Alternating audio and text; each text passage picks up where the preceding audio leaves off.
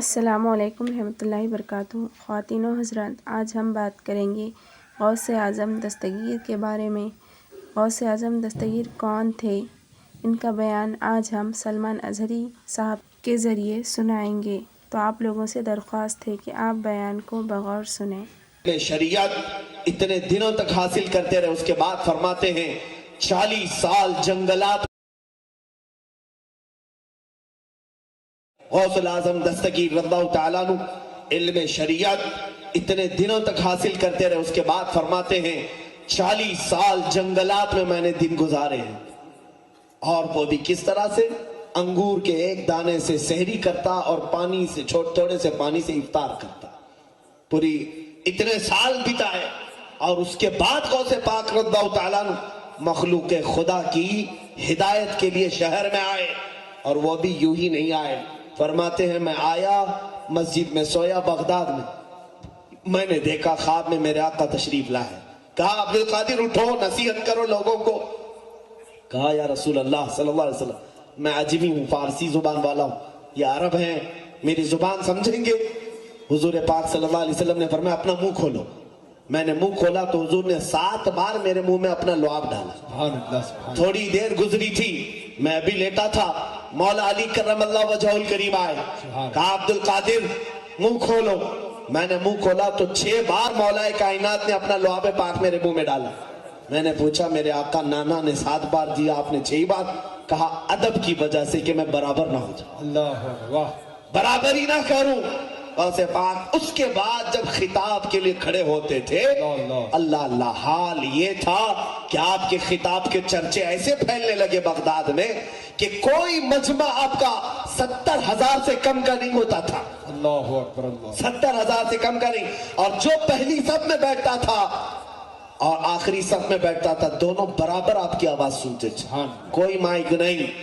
اور پھر لکھا ہے بہجت الاسرار شریف میں بھی کہ غوث پاک کا کوئی بھی خطاب، کوئی بھی اجتماع ایسا نہیں ہوا کہ جس اجتماع کے بعد اس اجتماع میں سے لوگوں کے جنازے نہ اٹھے ہوں، اللہ اکبر۔ ہر خطاب کے بعد کتنوں کی روح چلی جاتی عالم وجد میں، کتنے بے ہوش گرے رہتے تھے، کتنے اپنے کپڑے پھاڑ لیتے تھے، توبہ کرتے تھے۔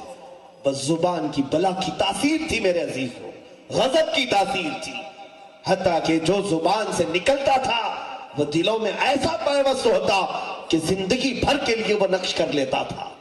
جو ایک بار دربار غوث میں آیا، جب ڈاکوؤں نے صرف چہرہ دیکھ کر کے توبہ کیا تھا، تو جو دربار میں بیٹھتے تھے ان کا مقام کیا ہو؟ غوث اعظم دستگیر زبان کی تاثیر صرف اتنی بتا دوں میں آپ۔ ایک بار اپنے بڑے صاحبزادے حضرت عبدالجبار کو کہا کہ آپ خطاب کرو آج، غوث پاک کے بڑے بیٹے ہیں۔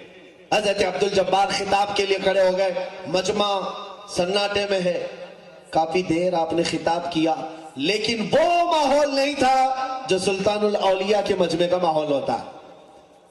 دھاڑیں نکلتی تھیں، چیخیں نکل جاتی تھیں۔ وہ اتر آئے منبر سے، کہا آپ جب بیان کرتے ہیں تو ماحول ہی کچھ اور ہوتا ہے۔ غوث پاک نے فرمایا بیٹھو تم، میں کھڑا ہوتا ہوں، میں منبر پر جاتا ہوں، سنیے۔ غوث پاک منبر پر گئے اور کیا بیان کیا جانتے ہیں؟ غوث پاک کے خطبات بھی میرے پاس ہیں، کیا کیا بیان کرتے ہیں، میں نے بھی پڑھا ہے۔ وہی چیز اگر آج میں بھی بیان کروں، تاثیر بہت الگ ہے۔ غوث پاک کھڑے ہوئے بیان کرتے ہیں، اے لوگو آج میرے گھر میں ایک حادثہ ہو گیا، یہاں میرا مجمع بھی سن کر کے بتایا کہ کس کو سمجھ میں آ رہا ہے، سمجھ میں آتا ہے کہ نہیں۔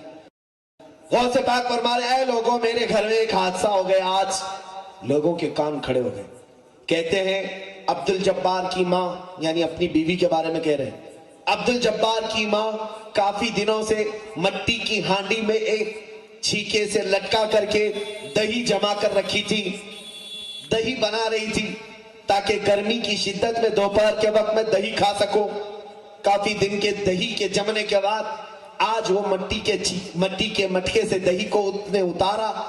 میں گھر میں ابھی پہنچا نہیں تھا کہ ایک بلا آیا اور پنجہ مارا، مٹکا ٹوٹ گیا، دہی بہ گیا، مٹکا ٹوٹ گیا، دہی بہ گیا۔ بتاؤ اتنا سننا تھا کہ پورا مجمع چیخیں مارنے لگ گیا۔ सारे रोने लग गए, कपड़े फट गए लोगों के। मुझे बताओ ये क्या है?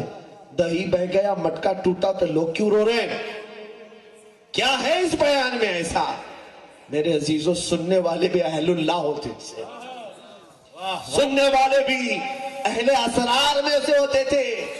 इसलिए कि गौसे पाक जो बयान कर रहे थे वो अपने घर का किस्सा नहीं, दही हांडी का मसला नहीं था।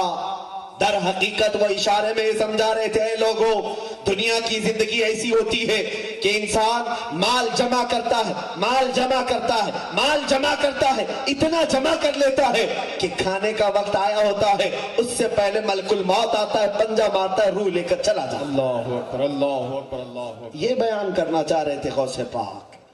यही होता है, हम जमा करते हैं, सेहत बर्बाद करके जमा कर लिया, दिन रात की ड्यूटी करके पैसा जमा किया, खाने के वक्त शुगर आ गई, शक्कर भी नहीं खा पाए, बीपी आ गई, नमक भी छोड़ दिया, अरे निगलने के लिए लुकमे भी नहीं जाते, फिर वो वक्त भी आ जाता है, माल धरा का धरा रह गया, मलकुल मौत हमारी रूह लेकर चल पड़ा। अल्लाहु अकबर, अल्लाहु अकबर। गौसुल आजम दस्तगीर के इतनी सी बात में इतनी तासीर थी कि लोग रोने लग जाते थे। मेरे अजीजों, गौसे पाक की करामात बेशुमार हैं।